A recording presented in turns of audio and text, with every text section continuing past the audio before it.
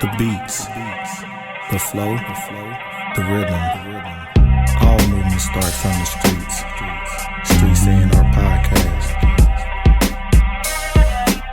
Man, it's all good though. Mm-hmm. How I'm sounding? You got your headphones on? How I'm sounding? Yeah, he just looking at the board. He didn't hear it. Shout out to the sound man. He just look at the board. No, I see the levels. It's sounding good. Okay. Yeah, turn my headphones up in one for a little bit. Mic check. Yep, I'm good. Yep. Yes, sir. Mm-hmm. We in the house, man. Let's get to it, man. Welcome to the Streets A&R Podcast. It's the host, Giddy Jicky with it. Our girl Sierra couldn't make it today. Life be lifing. She got a lot of shit going on. Shout out to her though. And she expecting cooking the bun in the oven. Mm-hmm. Yeah, life is good. Mm-hmm. But it don't matter because today, we got a special guest today. We got somebody in the building who, let's just say, creates. However he feels he creates. A young fly nigga. If you can't tell. Somebody that takes, the craft of creation, of fashion, of business, of music seriously. Somebody that's doing it for the city here in the Omaha. And yes, we in Omaha. We in the middle of the map. We gonna put that shit on for the O. For sure. I'm from Tyler, Texas, by the way. But I live here, so I'm here. I am where I am. Texas. Yes, sir. But we got my guy, man, in the building. We got Phree in the building, man. What's up? What it do? Yes, sir. We in here. Yeah, man. So with you being here, dog, I just want first to introduce yourself to the people, to the audience, who you are, what do you do, and what do you do when it comes to creativity? Like, what's your mediums? Okay. So first off, my name is ReBrnd Phree on all platforms. I'm a all around creative. If I think it, I'm gonna do it. If I think it, I'm gonna do it person. I do music. I do videography, a little bit of photography as well. I'm a fashion engineer. I just try to keep my hands busy, especially coming from where we coming from. It's easy to, backslide and do something crazy. So I try to do anything I can to remain creative. Gotcha. Mm-hmm. So you use the term fashion engineer, Mm-hmm. not designer, not curator, a fashion engineer. When you say engineer, what do you mean by that? So as an engineer, that come with like having an eye for certain stuff. Mm-hmm. I also, I cut and sew myself, so some stuff I repurpose. A lot of things I repurpose. Also making, things from scratch as far as like handbags and stuff like that. Mm-hmm. So, and I try to, stay away from everybody else in the verbiage they use. So I went with engineer. Gotcha. Niggas always trying to stand out, do something else. I don't want to not curate. Tastemaker, no, they got that. Engineer. But no, when it comes to your, I guess your sense of style, and before even your sense of style, when it comes to when you got started, when did you get started kind of in the fashion realm? And how did you curate? What would you call your style? Like your go-to style, and then how'd you end up curating that? First of all, shout out to my mom.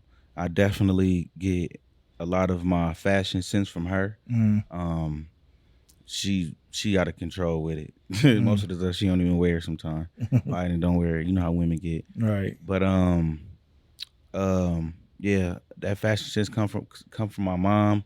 But as I got older, of course, we try to fit in with certain crowds. Mm-hmm. I always stood out. I was the nigga on the block in Vans, That's a sin out here. You feel me? You feel me? This is not California, sir. Man, listen, I was on the block in Vans, and then that's when that wave was coming around and stuff like that. So that's how I knew I was different with the fashion, and then of course, I wouldn't say I was spoiled, but I was well taken care of, so, all my friends was, you keep some fly stuff on and this and that. I'm like, yeah, shoot, my mom do what she can. You know, I Right. just put it together. You know, but as I got older, of course we chased them styles and the Gucci's and the Louis and stuff like that. And I never was a fan of it. So that's why I was like, you know what, I'm gonna just start a brand. Mm-hmm. You know, but now I'm more or less at 33, I'm more or less casual, comfortable, Mm-hmm. and just different. Mm-hmm. You know, I might put on some I will put on colors that just don't some stuff that just don't go together at all. Mm-hmm. You know, that's just how my style is now. You know, and I really feel like it's not what you got on, it's the person that's in the clothes. Yeah. The personality, you know, how you walking in it. Mm-hmm. Mm-hmm. Yeah, there's definitely a way to color clash. I like to color block, or I like to bring out, you know, the subtleties in the color in something like Yeah. it could be one little symbol that's a color, but that might be the color of my shoes. Right. Something on a necklace or something like. Absolutely. So I'm gonna bring out the details. I'm a little more detail oriented and paying attention to that. Absolutely. So like it's like these are like actual glasses. I had to get something that was fresh. I like regular ass glasses. Absolutely. Like, they don't match everything, but them motherfuckers fly. Mhm. What do you think as far as the state of fashion when it comes to street fashion? Like, where are we at? Because I know you just saying like you like to do stuff more leisurely. Are you talking about like sweats, jumpsuits, or are you talking about like I would throw casual I would throw clothes? on some sweats, some trainers. Say if it's winter, I'm gonna throw on some sweats, some probably some Timbs, Mm-hmm. you know, and a nice little hoodie, raw hem hoodie, Mm-hmm. and a flannel, and a trench over it. Yeah. You know, just because. You know, I just like layers. That's my Right. favorite season is put on the layers fall, winter. No, for sure. Yeah, I don't do big coats. I only layer up. Yeah, I like scarves yeah. and low key a I haven't secret. gotten to the scars yet. Listen, you want to know? I'm starting to pick up in the fashion game of what I start looking up different stuff and pricing. My nigga, you got money when you can afford a real scarf, Oh, for sure. like a scarf. For sure. Yeah. Like a real scarf. Like that's when you stepping up when you in the detail stuff. Mm-hmm. And then I was just doing a class on teaching some about cultural history, and we talking about ties, right? Yeah. I was looking up like the bolo tie, like the Native Americans. Yeah. Nigga, when I'm stunting, I'm wearing a real bolo tie. Yeah. The real like the Native Americans be wearing with the Yeah. strings hanging and the Yep. you talking at minimum $2,000. At minimum. You know what I'm saying? So when you start Man. so I'm starting to pick up on some of the things like, if you really want to stunt, and then you start looking at the subtleties of things like, oh, they ain't got nothing on, but then you check their wrist. Like, Yeah. oh no, that's Yeah. a little different. Hold on Check now. the scarf. You check it. You check the stitching in the shoes, is the hand sole. So I'm really picking up more on, when it comes to fashion. And not just price, but quality. What does quality look like? What does it feel like? And then you see you notice a lot of the rich guys, they don't dress. The most expensive thing they may have on is their watch. Mm-hmm. You know what I'm saying? Or, like you said, a scarf. It could be an expensive tie. The suit could be $80, $70 from Target, or $100 from Target or something. But that tie probably costs $500. Yeah. You know, where them cufflinks was Mm-hmm. $500. You know. Or that Massive. handbag they wearing on their back costs $4,000. Yeah. You don't know it, and they ain't really doing it for the money. They like, I just like it. I can afford it. Absolutely. But you start to see the quality and stuff, like hanging around designers. That's why I appreciate people like you.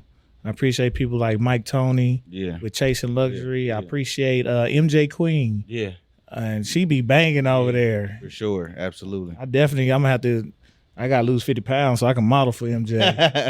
I'm like MJ, you can take my measurements ready. whenever you want, girl. Shit, that's my girl. Everything. Real shit. Yeah, she be going crazy. Yeah. Definitely be going crazy with the ideas, man. Mm-hmm. Definitely out of the box. Yeah, she's starting to clash the prints, traditional with African print. Yeah. Like I'm just watching it. That's gonna be a whole crossover movement. That's something I thought about a long time ago. My dad owns a clothing line. Oh, really? He started one long back in '97. Oh, that's cool. It's just named after us, and I'm gonna have to, like, I be thinking about all the time, like, do I revive it? I know my sister wanted to do something with it too. Yeah. Like, we just gonna have to, we get our money up, just go on and just jump that thing back off. Absolutely. But yeah, so you, outside of fashion, you talk about you also do music. Mm-hmm. When it comes to the music, kind of what is your vibe? What do you kind of put out there? As far as my vibe and taste of music, I mean, what I project, I vent. He thrashing, y'all. No, I'm playing. I like to vent. I like to get it off my chest. You know, if it's something I've been through with family, you know, relationship, situationship, friendship, or things that I see. You know, I see my guys go through, or my lady friends go through, or whoever. You know, I just put it out there. You know, and one thing I learned with music is being vulnerable. You know, and that's what some artists kind of lack sometimes.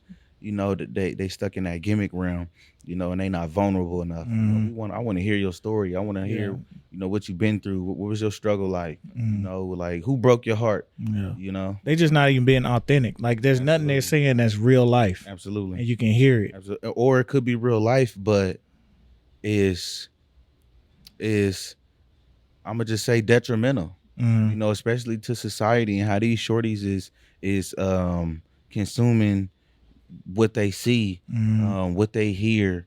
So at that point, it's like, you know, the music I put out is definitely. I remember I was working with these kids at this one program, and you know, I was showing them my music and stuff because we had a music lab in there, and she was like, "You sound like what'd she say? You sound like a reform hood nigga," and I was like, I don't know if I should take that as, you know what I'm saying? I would take it as a compliment. I'm like, I'm gonna take it as a compliment though, but at that moment, as an artist, I took it as, dang, so you saying I can't really like get on the track and like, you know, talk, you know, rap and stuff like that? I think they were saying, I can hear that you can do that, but you're trying not to. Absolutely. Like, we know, I can hear that you've been through something, but we know that's not what you're projecting. Facts. So that's why I said I would take it as a compliment. Absolutely. I think it's still a no to, you know, people like saying, nigga real. I'm like, well, all right, you still real. Absolutely. But you know that you're not trying to put out the wrong thing at the same time. Right. But like I said, I'm vulnerable with my music, so, you know, you're gonna get every aspect of me or my life or what I've been through, what I done did or something like that in my music. So like I said, as an artist, I took it as a challenge. Like, okay, I get what you're saying, like, cause I can get on my Alchemist, you know what I'm saying? My West Side Boogie, my J. Cole, I can get on my Kendrick style, but also as a student of the game still, you know, I listen to like V's and Lucky, Babyface Ray, you know, them type of artists. So it's like, but like I said, they still put a little bit of vulnerability in their rap, you know? Yeah. So listening to them and taking in, you know, what they say, like on different podcasts and stuff, you know, like Lucky, you know, he said that, you know, Drake told him once to dumb it down a little bit, you know, and at first I didn't really understand what he was saying. What people would tell me all the time, like, you need to dumb it down. And I was like, you know what? Let's just make fun rap, you know? Fun music, you know? That's what they doing. It's like fun street music, you know? People, because you got to think in the clubs, you know, that's all they want to do is move their body, you know? So how can I also get in that realm, you know, as well as still when I hear an artist and they may come a certain way and I go back and listen to their catalog and it's totally different. And I'm like, whoa, you really nice. Yeah. And I tell people, it's all based on what you want to get out of it. Like some people don't play no games. They like, I'm here to really spit, or I'm here to really showcase what I go through, or showcase my artistic side Facts. and lean on that. And then there's some people that's like, I just want to get some bread. Yeah. Get some bread, get some head, and go. For sure. Absolutely. But and so they gonna make music. That's the quickest avenue. Absolutely. So see, I don't really care for the fame. I would say I'm one of them people that I want the connections and also the money because it don't just stop at music with me. Yeah. You know what I'm saying? Like I'm the type of person to I would go build a day reporting center for kids. You know what I'm saying? You know, the kids in the system, you know, or you know, something of that nature, you know. It don't just stop there, especially real estate. Oh yeah. I mean, it could be a means to an end. So a means to get to something else. Exactly. And that, which is fine. So then what's the quickest avenue that's not detrimental to self? Facts. You know. So and I think that's what most people, the issue becomes, they know it's damaging they self. They don't want to do this type of shit they doing, but they still put it out. So now you got a conflict internally. So absolutely, how do you keep it from being that and moving that way? So I'm like, it's cool. Like it's most things. Like it's funny because I don't consume a lot of that because I just don't want to hear it most of the time. At the same time, I also listen to a little bit or some who I know there's a difference in telling the story versus promoting it. Fact. And it's very hard to explain it. It's just a feel you get from the storyteller themselves. Fact. So it's certain people I can listen to, and I know it's more of them pulling and trying to get something out. I'll give you an example of that dude I heard back in 2019 on the album. Now he just dropped his debut album last year. It was a dude named Ice Cold Bishop. I might have heard of him. He got a squeaky voice. Ice Cold Bishop album is nuts. It's you know, it's called Generational Curses. He's talking about from being in the streets. Yeah. And it's a lot going on, but you can tell in the texture of the music, he ain't glorifying it. He's telling you what's really happening, the mental state of people. For sure. How it's affecting everybody. For sure. And he's still telling you, nigga, we ride it, do whatever. But I can hear what he trying to get out. It's not a we'll do that. No. It's not I'm trying to smoke on my ops, right? Yeah, for sure. You know what I'm saying? So it just Absolutely. the texture of it and the meaning behind the intent behind it, you can feel the difference. So I'm that's what keeps me at least attuned to what's really going on and who moving and shaking in what arena. So as long as it's something I tell people you can live with it, you truly can, like you cool with putting that out, then go ahead. Absolutely. Right. If it ain't even you, don't put that shit out. Especially not nothing like that, because it's gonna come back. Yeah, for sure. Somebody gonna try you. Right. Twitter crazy. Twitter wild. Twitter crazy, and Twitter come to real life real quick. Sometimes you're in the wrong place. Like, what's that shit you said? Absolutely. So be mindful of what you saying. Absolutely. So for sure. I know you were mentioning some of the stuff you want to do as far as how using the music and the arts as a vehicle to get to more important stuff. When it comes to looking out for your community and making a way for your community, what kind of sparked you to be so mindful of building outside of just yourself and self-gratification? Like you want to do stuff for people that may be in the foster system and kids and making a way. Like how'd you get to that point? I've always been selfless growing up. I've never been a selfish person at all. I've always been a shirt off my back, my clothes, your clothes, my shoes, your shoes. You only child? Yeah, for sure. You an only child too? On my mom's side, I'm the only child. Okay. Yep. On my dad's side, I got brothers and sisters, but it was just me at my mom's house. So, like, I yearn for people. You know what I'm saying? Humans. You know what I'm saying? So, like my little brothers, you know, I would get them, you know, they wouldn't have the best of clothes. He'll come over, come on, bro, put that on, put this on, come on, come with me today. We're about to walk around, whatever. You know what I'm saying? Yeah. So, you know, I never been a selfish person. So, yeah. That's what's up. I mean, it's good to see, I think, a lot more activism in the realm of truly being activated and making a dent in the community in which you came from is missing from some folks, but it's something we need to move to because there's still. And I tell people this ain't about giving shit out for free. Yeah, you know, you get into real estate to make money, but there's a way to make sure the people who you come from and the people who look like where you come from can get them opportunities to own and to do that as well. So we just gotta be more. But I always knew it was bigger than me. Even when I got out of prison in 2015, I got out and everything that I said I was gonna do in there, I've done thus far. I've accomplished it. I'm cool. I'm happy. You know what I'm saying? But doing the clothing stuff and doing this and doing the photography and stuff, I was like, I want to do something with the kids. Like I always felt like that was my purpose. Always, you know, since from that moment, I just didn't know which route to go or who to rub shoulders with to get in them realms.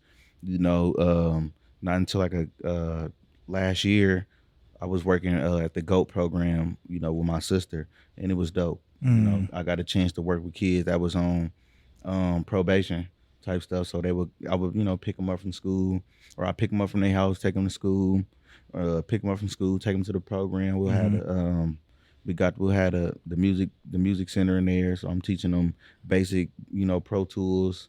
We'll have the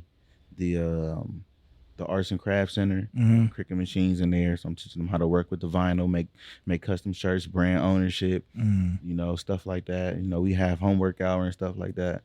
You know, so I always knew like the kid it's bigger than me.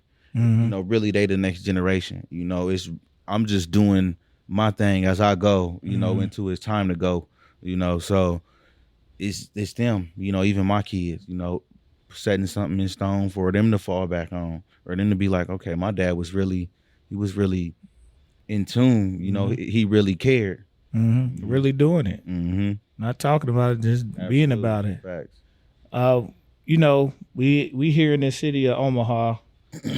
Unfortunately, we get the inside of Omaha Trader Facebook and Twitter activity, right? Man, what? So we see a lot of the, you know, calling us the bullshit, and it's not unique to Omaha, bro. If we were in Miami and we were from Miami, we would see the same shit from the inner city, from the people you grew up around and stuff. So, but with that being said, even though we see some of the negative comments about, you know, the growth of the city, opportunities in the city, we know that this city is on a bubble. Yeah, on a real bubble. We was talking about it beforehand. Like, it's some shit really, really, really coming down the pipe for this city. What is something that you see that people like yourself, like us, what opportunities do we need to really be prepared for and to try to grab onto as this city starts to grow and bubble? Like, what should we be looking out for? More multimedia platforms, more podcasts, more performance platforms, even little shows here and there. We used to have shows. I remember we used to have shows a lot. Like, you just had them little shows. Of course, people got tired of having to pay to perform. I get it. I wouldn't want to pay to perform either, you know, but we got to start somewhere. But in the same sense, you know, if you one of them type of promoters, if you believe in your city, the money don't matter. You know what I'm saying? Of course, you want to make some type of something off something. So that's something you got to work in on the back end with, where you booking that or whatever the case may be, as far as like door and stuff like that. But I made a post before and it basically said, like, it's not about the hate no more. Can't nobody say it's the hate. People still hating and hate this. It's not. The city moving. Everybody doing their thing. It's just oversaturated. It's like we got this one pond and everybody trying to fish in this same pond. Ain't enough fish in this pond. Ain't enough connections. And the crazy part is there's more water. Yeah. We just on this side of the pond. I'm like, we don't have to be and do the same thing here. Absolutely. And there's so many, again, there's, like you were saying, there's a lot of opportunity that already presents itself that's here. We just got to do a lot of the work to build it. This is no different than what we doing here, right? This shit started in my house. This shit started from Instagram posts Absolutely. during COVID. For sure. Posting every day. Look, COVID breeded some great entrepreneurs, man. You know what I'm saying? And we got to be creative and start to look at what are the gaps, what's missing, what am I willing to contribute? And that's be our biggest question. Not what needs to be done.